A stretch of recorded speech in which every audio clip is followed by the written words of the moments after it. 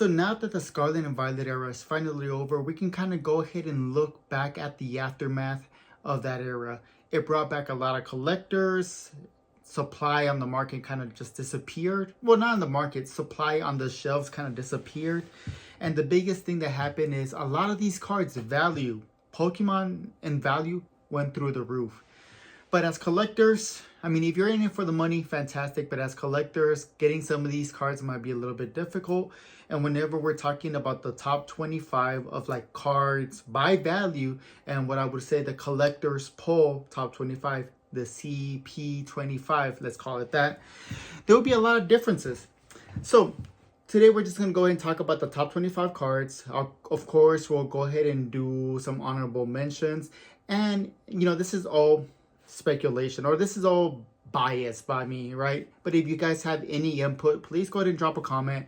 Agree, disagree, fight a case for your card, because I do think this list is going to change down the road pretty dramatically as people with money start aging out, coming out of the hobby, and the true collectors kind of stay, and money will reflect on the cards they are purchasing. So we'll go ahead and get started.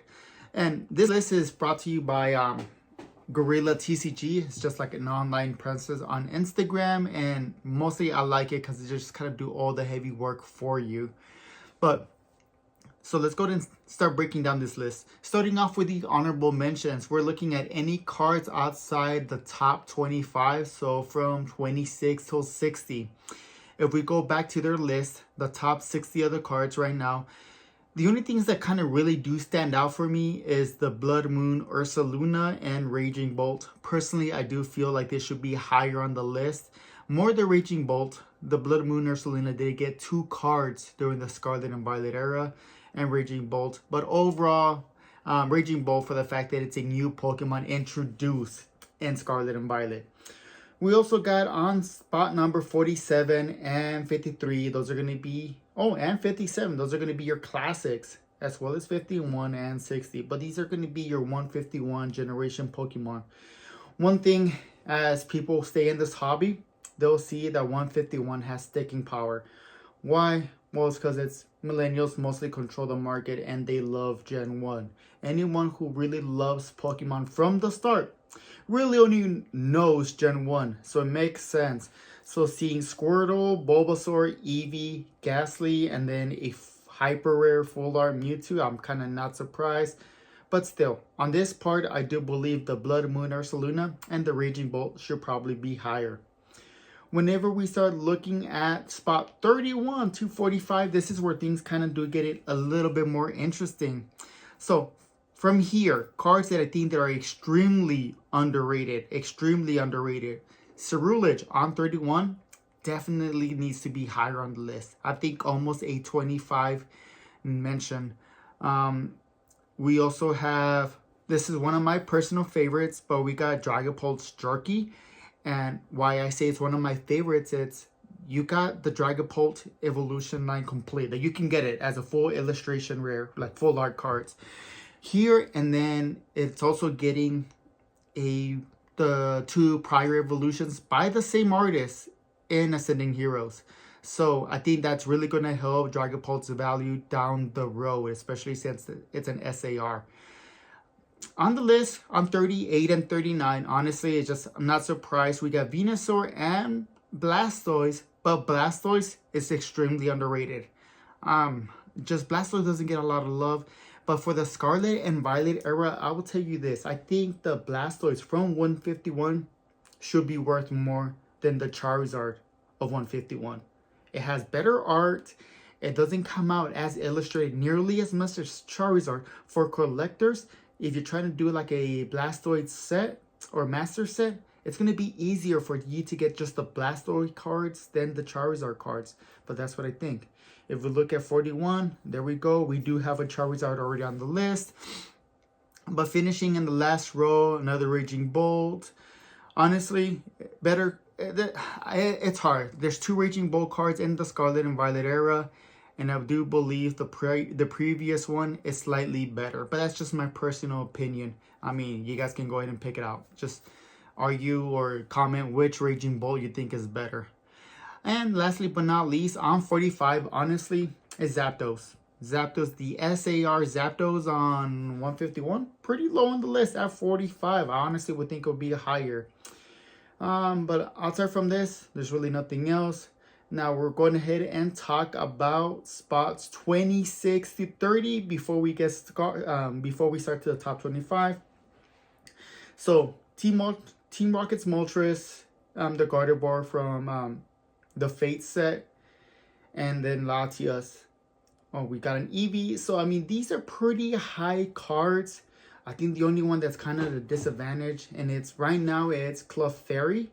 Clefairy is coming from, what is it, Journey? No, not Journey Together. Battle Partners? Oh, sorry, it's because I gave my English and the Japanese says confused. But just because right now that set is pretty low, the value on it is pretty low. But overall, a Clefairy as a chase card for a set is not a bad idea, especially if you're trying to master set a 151 full art card, like set. So Clefairy, pretty cheap. And does it deserve to be higher? I would say no. It's the art doesn't compare to the rest. Even if with the rest of the people or the rest of the Pokemon from spots 26 to 30, Latias, solid art. Gardevoir, the shiny Gardevoir, solid art. Eevee with a crown, nah, honestly, that probably deserves to be way lower. But, you know, it's the Eevee tax that kind of carries it on this list. But for collectors, I think there's going to be better Eevee cards, or I think there's even better AR Eevee cards that you can go ahead and get. And the Moltres, honestly, the Moltres is a fantastic card, whether if you get the regular Moltres or the Pokemon, the stamped one, doesn't matter.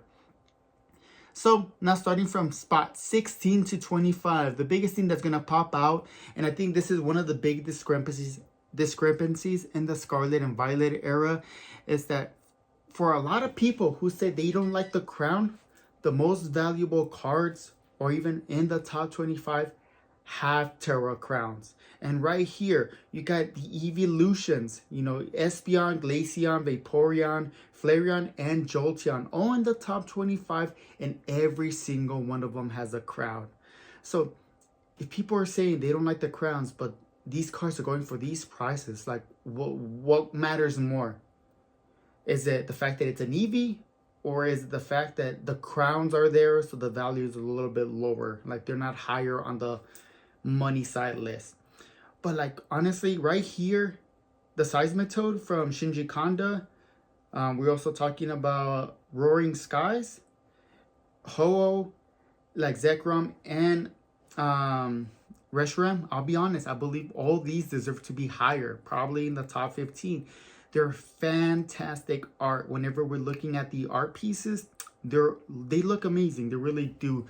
If I pulled any of these cards, I can tell you right now that I wouldn't be disappointed.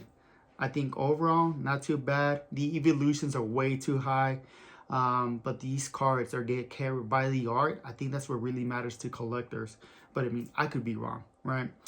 From the 16 to 25, go ahead and drop a comment and tell me which card you think should be higher on the list and which card from 16 to 25 should be out of it. Now, whenever we start looking at the list from 6 to 15, I noticed that there's two Victinis, but probably because they're from two different sets, whether you got the white or the black Volt set, right? But it's going to be the same Victini card.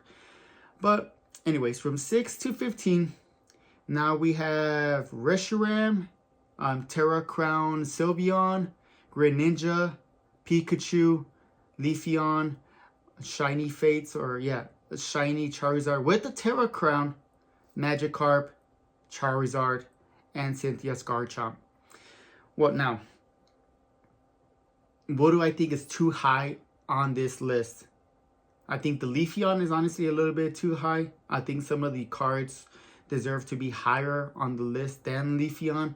Personally, like either the Zekrom or the Reshiram should be beating it. I would even argue saying the Roaring Moon should be higher, or the Ho-Oh, especially for the fact that we really don't get that much Ho-Oh love. So I think Leafeon is way too high. If we're talking about Charizard cards, I do think that the Shiny Terra Crown is a better card than the 151 Charizard. I think it's way better. So I think that one is high. The Magikarp, this is my wild take, but I think Magikarp should be a top 5 Scarlet and Violet era card for collectors. I 100 will die on that hill. And then Greninja and Pikachu for the same thing, but if you live through the Scarlet and Violet era, there's a reason why. But so now whenever we look at the Scarlet and Violet era for the top 5, we have Moonbreon, the Sunbreon, the Bubble Mew, the Victini, Team Rocket's Mewtwo, and Reshiram. So right off the bat, I will tell you that on this list, number 5 and number 3 should be top 5s. And I'm not saying they're not beautiful cards. I've seen them both. I've had them in hand, and I think they're actually great cards, but I appreciate the art on the other ones. As for collectors, are you really collecting cards for what they're worth? What's the money, the rarity, for the art? It's really hard, right? But I appreciate the art a lot more than the money side. So Reshiram and Victini should be out.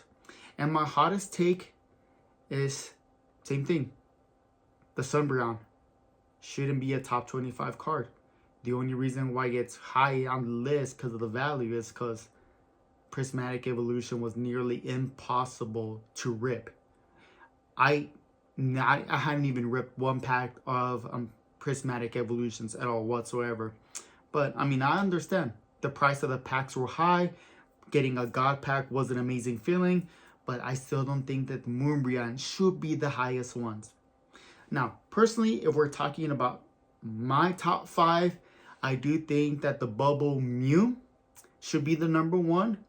I would argue that after the Bubble Mew, you can give it to either Team Rocket's Mewtwo, and one of my hot takes would be Greninja from the Twilight Masquerade. And you gotta understand, if you lived through the Scarlet and Violet era, Greninja's kind of the catalyst that started everything. So for collectors, getting the Greninja card is a piece, kind of like a piece of history of one of the biggest booms that we saw in Pokemon cards. Due to this card, the way that it started, you know, things went out of control. So I do think that the Greninja from Twilight Masquerade should be top 3 card. At top 3 cards, honestly. So I think either the Mewtwo or the Greninja, you can swap them around. But having Giovanni's Mewtwo, fantastic. We haven't had that in years, right? So Giovanni's Mewtwo, the Twilight Greninja that started it all. And then for my 4th and 5th spot, I would say, honestly, the Surging Sparks Pikachu, just because it's a little bit underrated and people hate the crowns, but it is a beautiful card, and it kind of got redone in Ascended Heroes, you know, for a specialty set. So, you know, it had a pretty impressive relationship. It's a little bit more derpy, but you're getting a Pikachu with a crown, you know, a year later, 2 years later. It's pretty interesting. I wonder how they came up with that. So I would say the Pikachu is the number 4. And then from there, maybe Moonbreon, maybe. But honestly, that would be the 5th card. I know it'll probably piss off a lot of people, but it's the Magikarp. I think the Magikarp, seeing how it's so hard to grade, and it's just an AR card that's defining the odds and is becoming one of the most sought after cards in the Scarlet and Violet era, I think it belongs in the top 5. No AR does the same thing that Magikarp does. And plus it has Gyarados and it's a Gen 1 Pokemon. So, I mean, I think it's insane. But honestly, we're looking at Mew being number 1. You can swap 2nd and 3rd. This is just my list. Mewtwo or the Surgeon Sparks Pikachu. You can swap either of those. Sorry. Did I mess up? Yeah, because it was Mew, Greninja, and... Oh, sorry. Yeah, Mew, Greninja, or Team Rocket's Mewtwo. Pikachu's number 4th, and 5th would be Magikarp. But that would be my list. Anyways, like, it's open for discussion. If you think I'm being a little bit too critical about the Moonbreons, please just drop a comment. If you want to go ahead and drop your 25, or what you think the 25 should be. Go ahead and drop that in a comment. It'll be fantastic to go ahead and argue about that or discuss, as adults. But outside from that, I hope you guys had a fantastic day, and I'll talk to you guys next time. Peace.